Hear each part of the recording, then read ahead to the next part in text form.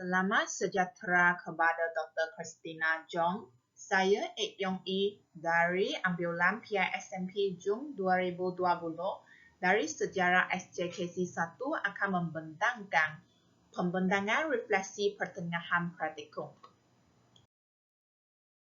Berikut merupakan senarai kandungan yang akan saya bentangkan pada hari ini, iaitu maklumat umum, pengetahuan dan kemahiran sedia ada di IPG yang diaplikasikan ketika di sekolah, dan seterusnya pengetahuan dan kemahiran baharu, ilmu binaan dari inovasi yang dihasilkan, serta komen dan reaksi tentang pengalaman mengajar. Pengenalan. Bidang penyeliaan saya adalah sejarah SJKC dan guru pembimbing saya di Sekolah Chenghua adalah Madam Mak Kai. Sekolah yang saya praktikan adalah di SJKC Chenghua Papa dan saya ditugaskan untuk mengajar mata pelajaran sejarah. Tempoh mengajar untuk subjek ini adalah 1 jam bagi tahun 5 dan tahun 6. Dan nama kelas yang telah saya mengajar adalah 5K, 6M dan 6K. Bilangan murid bagi 5K adalah 21 orang, 6M adalah 25 orang dan juga 6K juga adalah 25 orang-orang. Seterusnya, saya akan membentangkan pengetahuan dan kemahiran sedia ada di IPG yang diaplikasikan di sekolah. Fokus utama yang akan saya bincangkan ialah yang pertama teori pembelajaran, yang kedua teknik pengajaran, yang ketiga kemahiran pengajaran, dan yang keempat penulisan RPH.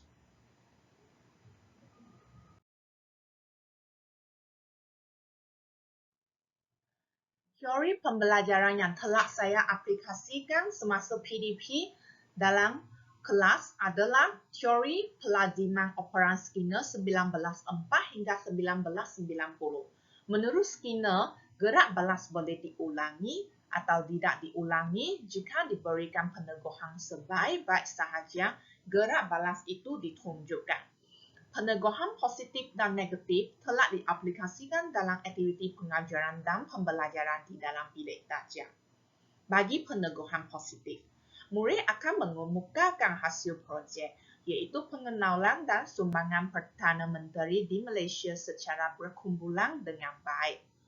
Oleh itu, kesan dan akibatnya adalah guru mempramirkan hasil kerja murid, dan murid akan diberikan tepukan dan pujian serta hadiah. Bagi peneguhan negatif pula, guru akan memarahi secara tegas terhadap murid kerana tidak menyiapkan tugasan.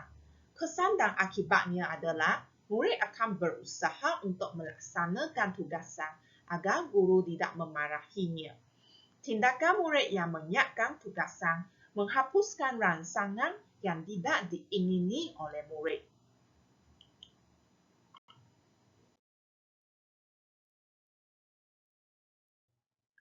Seterusnya, berikut merupakan contoh hasil kerja yang berkaitan dengan tajuk pengenalan dan sumbangan Perdana Menteri di Malaysia. Berikut merupakan hasil kerja daripada murid. Seterusnya, saya juga telah mengaplikasikan teori pembelajaran, iaitu teori kecerdasan pelbagai semasa PDP dalam bilik darjah. Menurut Gardner 1999, kecerdasan boleh didefinisikan sebagai potensi untuk memproses informasi yang boleh digayakan dalam sesuatu budaya dan menyelesaikan masalah serta membentuk produk yang dinilai oleh sesuatu budaya. Misalnya, kecerdasan muzik, kemampuan untuk meluahkan perasaan melalui muzik.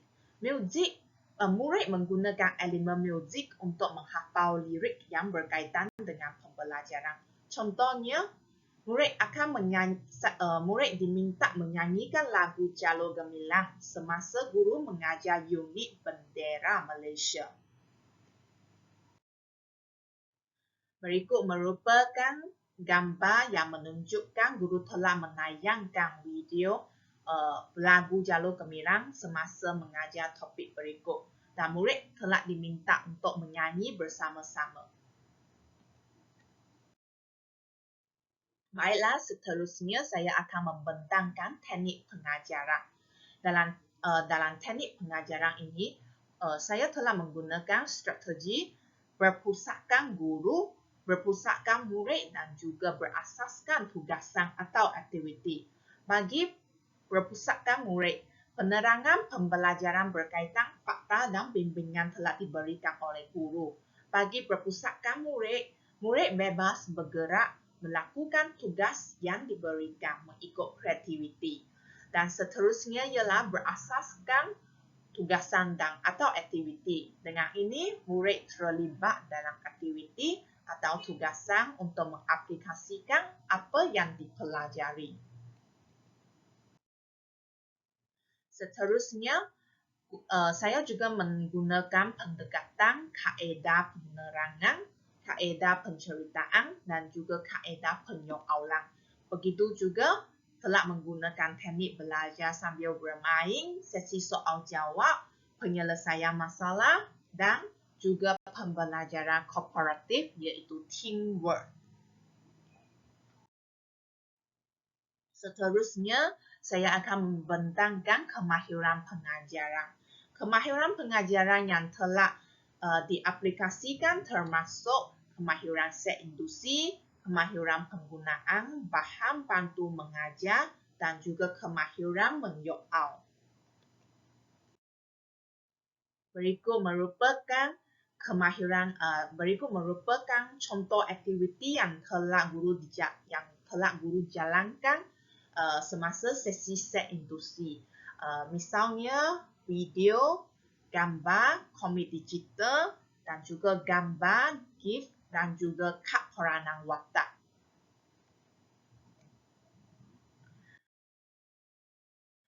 Selain itu, pelbagai penggunaan bahan bantu mengajar juga telah disediakan oleh guru semasa sesi PDP. Misalnya, LCD projector telah digunakan dan juga spin wheel digunakan untuk memilih pelajar secara rawak dan juga kad nombor. Table shirt dijalankan sebagai aktiviti teamwork dan juga log chain, lollipop emoji dan juga lollipop ABCD bagi memudahkan murid menjawab soal, memberi jawapan dalam bentuk kumpulan. Seterusnya, guru juga menggunakan kemahiran menyoal sebagai contohnya, guru membuat penyoalan selepas pengajaran bagi mengukur lagi pengetahuan murid. Dan murid yang sentiasa aktif serta menjawab dengan betul akan mendapat hadiah. Sebagai contohnya, di bahagian kiri adalah gambar yang menunjukkan murid membentangkan hasil kerja dan gambar di sebelah kanan menunjukkan hadiah yang telah guru berikan kepada murid sebagai ganjaran. Seterusnya adalah penulisan RPH. Semasa menjalani praktikum di SJKC Chenghua Pepah, saya sebagai guru pelatih sentiasa memastikan diri sendiri mengikut format terkini dalam menulis RPH yang telah merangkumi set induksi sehingga penutup.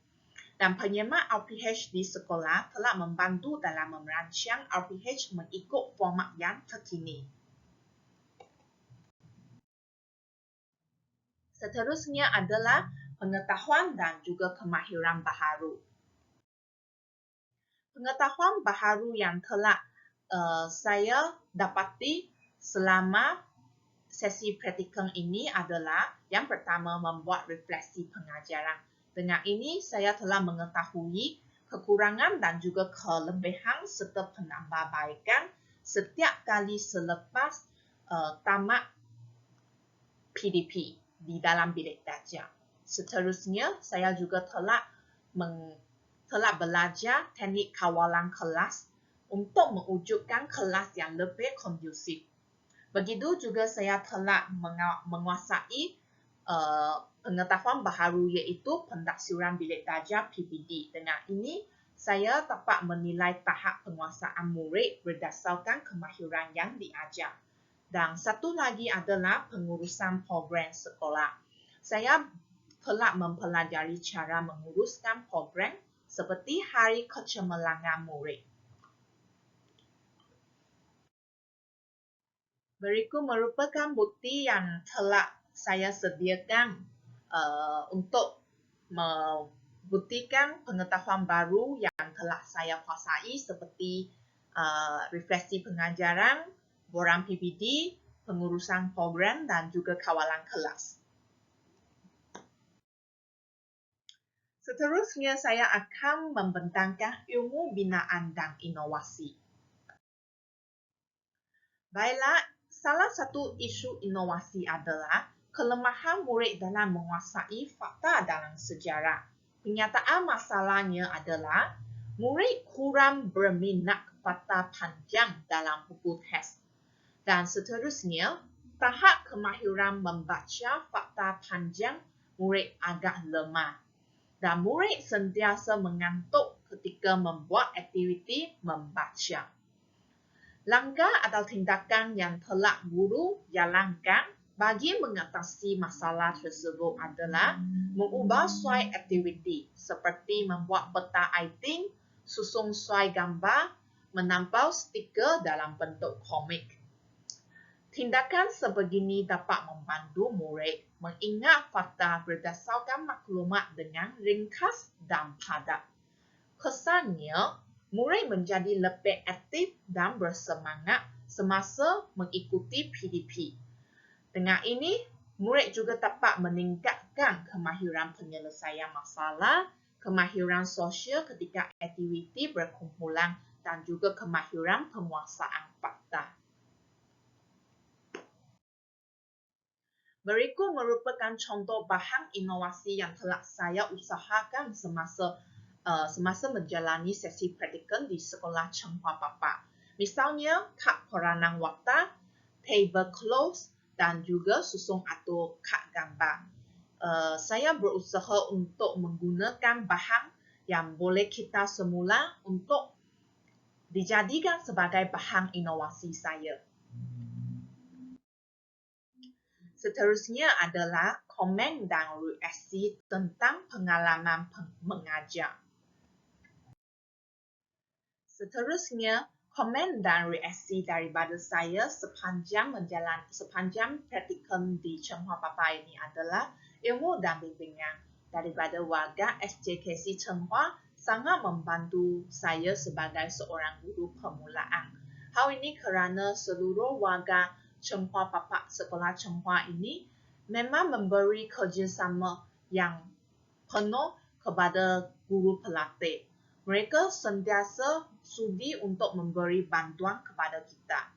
Dan seterusnya adalah sekolah ini juga sempurna dengan teknologi terkini. Misalnya, dalam setiap kelas mesti ada LCD projector. Dan seterusnya adalah penglibatan guru pelatih dalam setiap program sekolah. Misalnya, Hari Ibu Bapa dan juga Hari Pemisahan Guru. Sekian, terima kasih.